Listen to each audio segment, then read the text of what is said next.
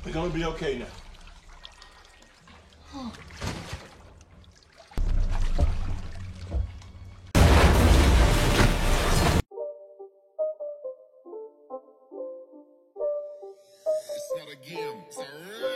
Halo guys, selamat datang kembali di channel Broview. Bagaimana kabar kalian semua? Semoga dalam keadaan sehat selalu dan diberi kelancaran dalam segala aktivitasnya. Masih bersama saya Stephen yang akan menjelaskan alur cerita filmnya. Kali ini saya akan menjelaskan alur cerita film yang berjudul Big Game. Film ini bercerita tentang remaja berusia 13 tahun yang berusaha menyelamatkan Presiden Amerika dari serangan teroris. Bagaimanakah kisahnya? Langsung saja, sebelum masuk ke ceritanya seperti biasa, siapkan apa? Ya tentunya Kopai dan Udbray untuk menemani kalian dalam menonton alur cerita film ini. Dan sekarang kita masuk intro.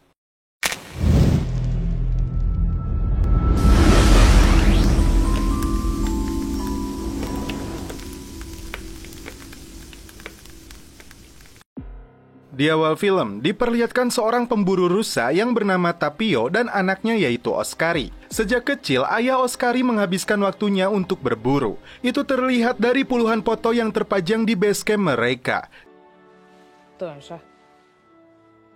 Sun pitää vaan toimia. Jika foto Oskari ingin terpampang di sana, dia harus membuktikan dulu dirinya layak menjadi seorang pemburu sejati. Saat dalam perjalanan, Tapio memberikan peta dengan tanda silang merah yang menjadi lokasi rahasia mereka, yang dimana target buruan mereka rusa bertanduk indah pasti akan ditemukan di lokasi itu. Onko siellä peuroja? Aivan varmasti. Lepää kunnolla. Ja odotetaan. Se on paras hetki. Mä teen parhaani. Hyvä. Para pemburu liar ini berkumpul di sebuah pegunungan di daerah Finlandia Utara. Salah seorang pemburu bernama Hamara menembakkan senapannya. Itu artinya Oskari akan memulai ujiannya sebagai anggota baru mereka. Oskari kemudian naik ke atas dan mencoba menarik tali busurnya.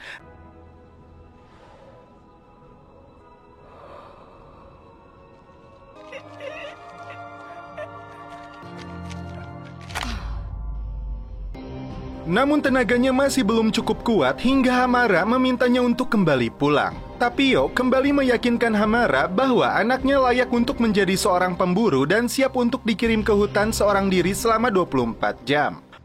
Poika on valmis. Oskari akhirnya berangkat menggunakan motor ATV miliknya. Dia harus membuktikan pulang kembali membawa hasil buruannya dan layak disebut sebagai pria tangguh. Scene berpindah ke seorang pas-pampres yang bernama Morris. Terlihat bekas luka di dadanya. Untuk menahan rasa sakitnya, dia rutin minum obat sakit jantung. Morris berada di dalam pesawat Air Force One yang membawa rombongan presiden.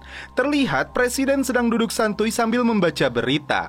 Mereka berencana melakukan perjalanan menuju Helsinki. Kembali ke Oskari. Dia mencoba melatih kemampuan memanahnya, namun apa daya, kemampuannya masih jauh dari seorang pemburu. Dan seolah-olah dia berhasil memburu rusa itu, kemudian menyayat perutnya dan mengambil jantungnya. Dan kemudian jantung tersebut dia makan dengan lahapnya. Sebuah helikopter yang membawa para pemburu turun di pegunungan ini. Sang pilot mengingatkan mereka tidak memiliki izin untuk berburu di hutan ini, namun Hazar memaksanya. Setelah turun, Hazar duduk santuy dengan sebuah teleskop, sedangkan anak buahnya membawa sebuah koper besar. Ternyata itu berisi senjata rudal Shoulder Mount FN-6 made in China yang bisa menjatuhkan pesawat penumpang kepala negara yang sistem keamanannya telah dinonaktifkan terlebih dulu. Pilot terkejut karena mereka sesungguhnya adalah teroris. Dia langsung kabur ke arah hutan. Hazar langsung membidiknya dengan rudal tersebut dan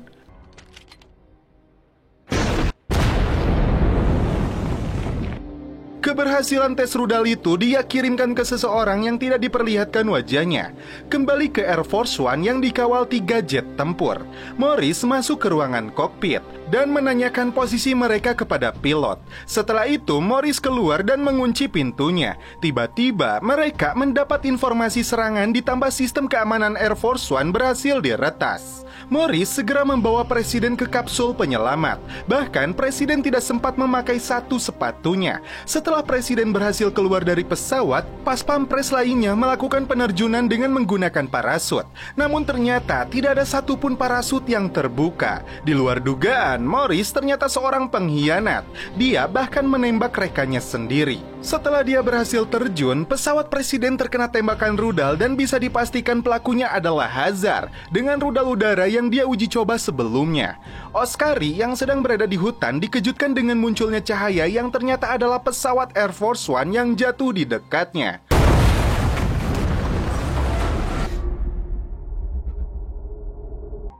Di markas Pentagon di Washington DC, Direktur CIA bersama agen senior yang bernama Fred Herbert membahas jatuhnya pesawat presiden.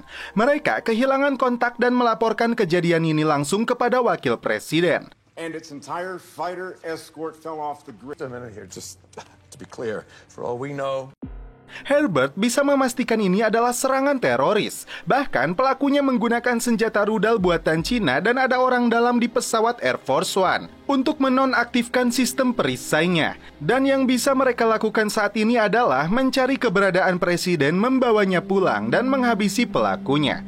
Setelah berhasil mendarat, Morris menghubungi rekannya untuk memastikan apakah mereka selamat atau tidak. Dia senang karena tidak ada jawaban. Morris kemudian membuang alat komunikasinya. Sementara itu, Oscari nampak waspada dengan busur panahnya karena melihat sebuah pesawat yang dia kira membawa alien. Dia bahkan melempar batu dan mengetuk pintunya. Punten. Paket. Presiden yang berada di dalam kemudian memberi 4 digit kode pembuka pintunya. Oscari menekan angka tersebut kemudian berlari kabur. Presiden yang berhasil selamat dengan satu sepatu langsung menyalakan suar. Oscari yang mengira dia adalah makhluk alien mengirim alat komunikasi super canggihnya. Kalau zaman baheula 2 kaleng susu dihubungkan dengan benang kasur. Dan itulah yang dilakukan Oscari kepada Presiden Amerika ini. Dia bahkan meminta bukti kalau dia adalah Presiden Amerika. Setelah Oscari melihat tanda pengenalnya, dia baru percaya bahwa makhluk yang dia lihat ini adalah Presiden Amerika yang datang dengan damai. Di markas Pentagon, wakil presiden mendapatkan informasi koordinat kapsul penyelamatnya. Tim penyelamat segera diterbangkan untuk membawa kembali presiden. Ternyata alat pelacak itu terlepas dari kapsulnya dan berada di wilayah lain. Wakil presiden tampak kecewa dan menyalahkan jenderal karena mereka tidak menemukan presiden. I am commanding you to sort the... Morris ternyata bekerja sama dengan kelompok teroris yang dipimpin oleh Hazar. Mereka langsung membuka kapsul penyelamat dan berharap menemukan presiden. Namun nyatanya presiden sudah tidak berada di sana. Oscari membawa presiden kembali ke TV-nya. Dia meminta Oscari segera membawanya ke kota terdekat.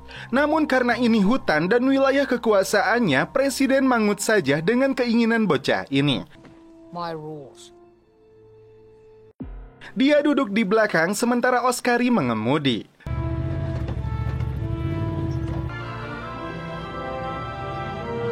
Saat Morris melihat jejak kaki, 2 anak buah Hazar berencana menembaknya, namun Morris lebih dulu menghabisi mereka. Dia memperingatkan Hazar perjanjian masih berlaku dan dia meminta uang bayarannya setelah presiden berhasil dia tangkap kembali. Herbert meminta satelit Rusia melihat langsung lokasi pegunungan di area jatuhnya presiden. Namun ternyata si Oscari membawa presiden ke lokasi tanda silang yang ditunjukkan ayahnya sebagai lokasi rahasia mereka menemukan buruan rusa. Malam itu mereka berkemah dan menikmati hidangan belum sampai yang dibawa Oscari. Pagi hari, presiden dikejutkan dengan suara rusa dari mulut Oscari untuk memancing buruannya itu mendekat. Dia bahkan menemukan satu sepatu miliknya. Looks just like yours.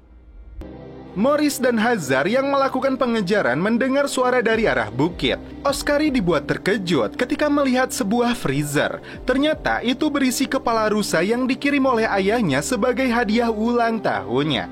Namun itu juga berarti ayahnya membantu Oscari mendapatkan buruannya tanpa harus bersusah payah. Sementara itu, presiden juga menemukan 2 pengawalnya yang tewas karena parasut yang mereka gunakan tidak mengembang karena adanya tali pengikat. Dari balik batu, Presiden menyadari pengkhianatnya adalah si Morris. Dia meminta Oscari untuk segera pergi. Namun Oscari malah terlihat murung karena ayahnya sendiri tidak percaya kepadanya bahwa dia bisa menjadi seorang pemburu sejati. Morris berhasil menemukan mereka. Lagi-lagi, Oscari tidak bisa melesatkan anak panahnya. Whatever you are. Go. Go now. President. Begitupun Presiden yang tidak bisa menggunakan senjatanya karena kokangannya belum diaktifkan. Saat Presiden dipukuli oleh Morris, Oscari segera berlari kabur. Di saat yang sama, Pentagon melihat dari layar satelit sebuah helikopter yang akan mendarat dan terlihat Presiden berada di sana. Mereka juga mengidentifikasi Hazar sebagai anak haram dari Syekh minyak terkaya di Teluk. Dan dia merupakan psikopat kelas A. Morris akan mendapat bayaran 10 juta dolar dari Hazar karena berhasil menyerahkan Presiden. Tak tanggung kejamnya, Hazar memaksa Presiden untuk masuk ke box itu. Pasukan yang dikirim untuk menyelamatkan Presiden membutuhkan waktu hingga 30 menit. Oscari tidak mau tinggal diam. Dia harus membuktikan kepada dunia dan ayahnya bahwa dia adalah seorang pria tangguh. Dia melompat ke atas box untuk menyelamatkan Presiden dan akan membawanya ke hadapan ayahnya sebagai buruan terbesarnya. Morris yang sadar Oscari kembali mengganggu mereka mencoba mengayunkan boxnya di area hutan hingga Oscari kembali terjatuh. Pantang menyerah, Oscari kembali berlari dan berhasil memotong talinya. No! I got you! Come on! Morris kembali muncul menembaki mereka. Oscari masuk ke dalam box dan kembali beraksi. Boxnya meluncur ke tepi jurang hingga masuk ke aliran sungai.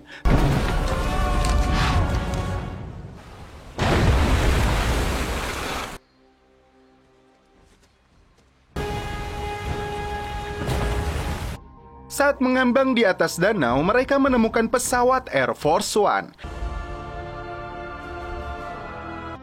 Di saat yang sama, wakil presiden melihat Herbert diam-diam mengirim pesan terselubung ke seseorang. Ternyata dia adalah seorang pengkhianat seperti halnya Morris. Dia memerintahkan Hazar untuk menghabisi presiden. Presiden dan Oscari berenang untuk masuk ke dalam pesawat.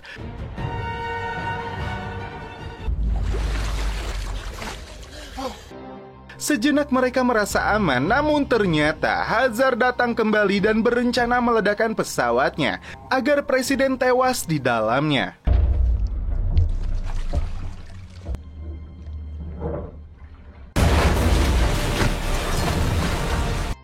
Di luar dugaan, Morris memotong talinya dan meninggalkan Hazar.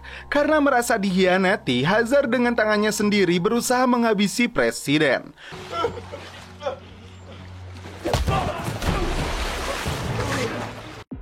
Oscari berusaha membantunya hingga berhasil mendapatkan senjata dan langsung menghabisi Hazar. Kurang dari 2 menit, bom itu akan meledak. Mereka harus segera keluar. Tak kehilangan akal, Presiden dan Oscari naik ke kursi pelontar. Di saat itulah Oscari kembali melesatkan anak panahnya yang tepat di jantung Morris.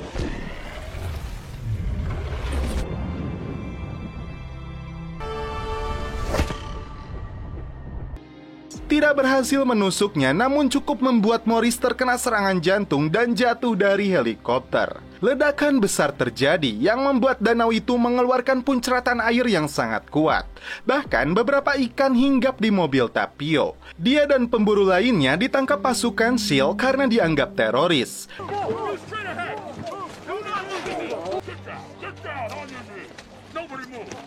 Sementara itu dari Pentagon, wakil presiden dan pejabat penting mengira presiden telah tewas. Tiba-tiba sebuah parasut mendarat dan itu adalah Oscari dan presiden Amerika.